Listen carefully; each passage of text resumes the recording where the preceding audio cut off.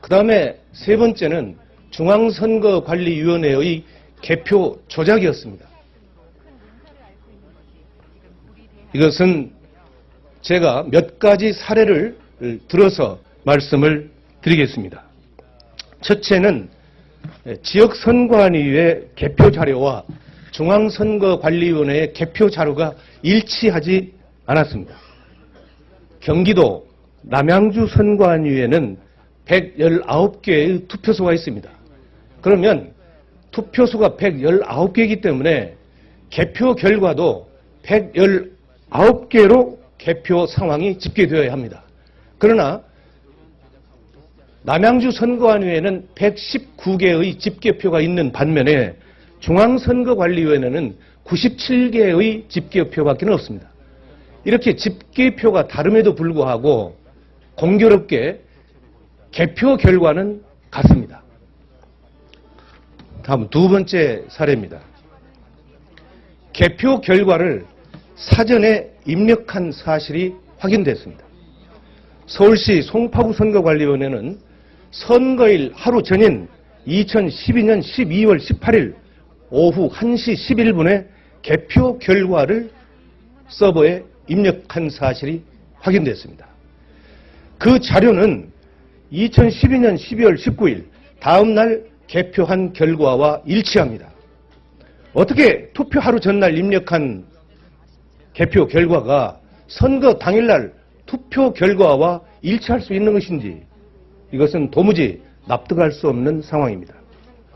세 번째 사례입니다. 개표소에서 지역선거관리위원장이 개표 선언을 하기도 전에 전국에 방송되는 선거방송에서는 개표 결과가 국민에게 방송됐습니다. 서울시 영등포구 대림3동 제7투표구 개표 상황을 보면 영등포구 선거관리위원장이 개표 결과를 공표한 시각이 12월 20일 0시 16분이었습니다. 그런데 중앙선거관리위원회가 언론사에 제공한 개표 결과의 제공 시각이 12월 19일 22시 35분이었습니다.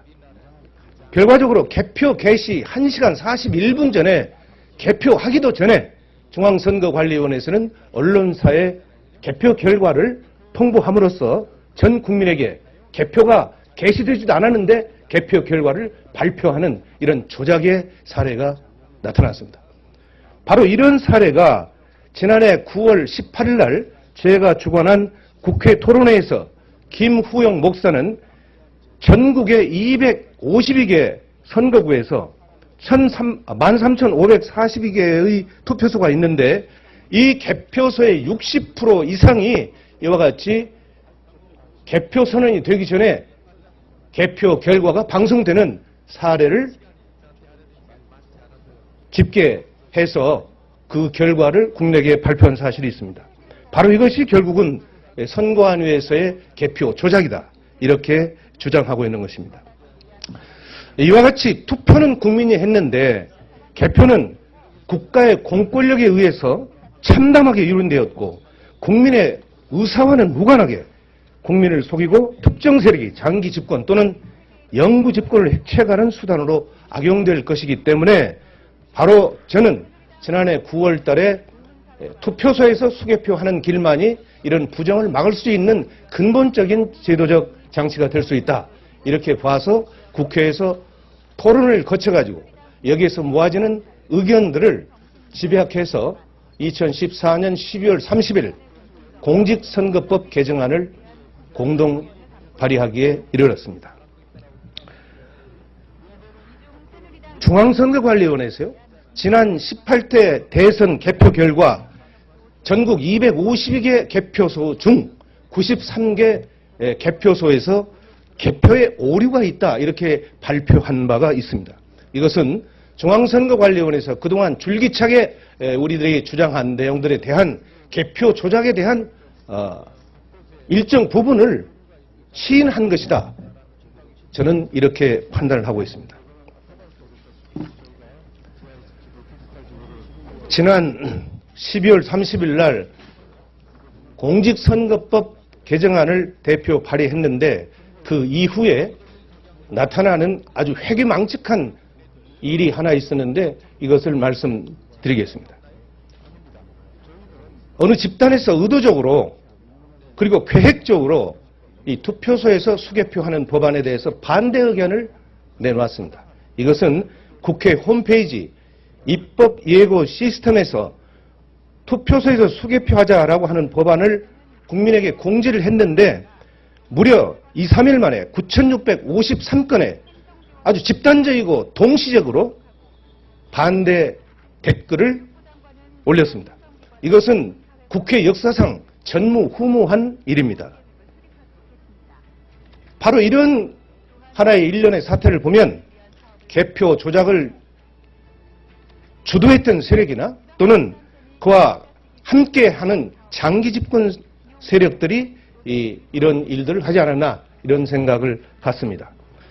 저는 국회 행정안전위원회에서 조속히 공직선거법 개정안을 심사해서 반드시 2016년 4월 13일에 개최되는 20대 총선부터는 투표소에서 수개표가 실현될 수 있도록 그래서 이 땅의 개표 조작과 개표 부정이 완전히 추방되기를 기원합니다. 투표로 반영된 민의를 권력자들이 조작해서 정권을 찬탈하는 일이 다시는 반복되지 않기를 소망합니다. 이상 투표소에서 수개표하자라고 하는 법안 개정안을 냈던 취지의 말씀을 드렸습니다. 감사합니다. 이번에 입력한 사실이 확인됐습니다. 서울시 송파구 선거관리위원회는 선거일 하루 전인 2012년 12월 18일 오후 1시 11분에 개표 결과를 서버에 입력한 사실이 확인됐습니다.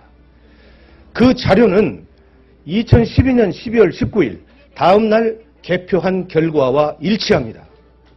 어떻게 투표 하루 전날 입력한 개표 결과가 선거 당일날 투표 결과와 일치할 수 있는 것인지 이것은 도무지 납득할 수 없는 상황입니다. 세 번째 사례입니다. 개표소에서 지역선거관리위원장이 개표 선언을 하기도 전에 전국에 방송되는 선거방송에서는 개표 결과가 국민에게 방송됐습니다. 서울시 영등포구 대림삼동 제7투표구 개표 상황을 보면 영등포구 선거관리위원장이 개표 결과를 국민에게 발표한 사실이 있습니다. 바로 이것이 결국은 선거안위에서의 개표 조작이다. 이렇게 주장하고 있는 것입니다.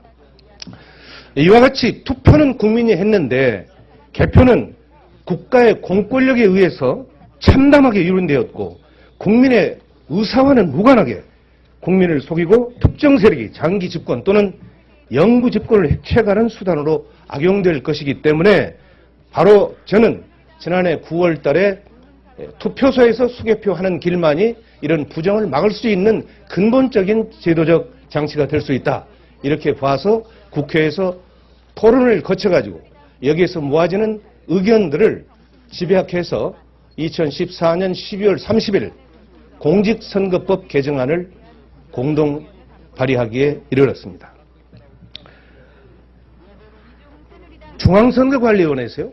지난 18대 대선 개표 결과 전국 252개 개표소 중 93개 개표소에서 개표에 오류가 있다 이렇게 발표한 바가 있습니다. 이것은 중앙선거관리위원회에서 그동안 줄기차게 우리들이 주장한 내용들에 대한 개표 조작에 대한 일정 부분을 시인한 것이다. 저는 이렇게 판단을 하고 있습니다. 지난 12월 30일 날 공직선거법 개정안을 대표 발의했는데 그 이후에 나타나는 아주 회기망측한 일이 하나 있었는데 이것을 말씀드리겠습니다. 어느 집단에서 의도적으로 그리고 계획적으로 이 투표소에서 수개표하는 법안에 대해서 반대 의견을 내놓았습니다. 이것은 국회 홈페이지 입법 예고 시스템에서 투표소에서 수개표하자라고 하는 법안을 국민에게 공지를 했는데 무려 2, 3일 만에 9,653건의 아주 집단적이고 동시적으로 반대 댓글을 올렸습니다. 이것은 국회 역사. 그 다음에 세 번째는 중앙선거관리위원회의 개표 조작이었습니다. 이것은 제가 몇 가지 사례를 들어서 말씀을 드리겠습니다. 첫째는 지역선관위의 개표 자료와 중앙선거관리위원회의 개표 자료가 일치하지 않았습니다. 경기도 남양주 선관위에는 119개의 투표소가 있습니다.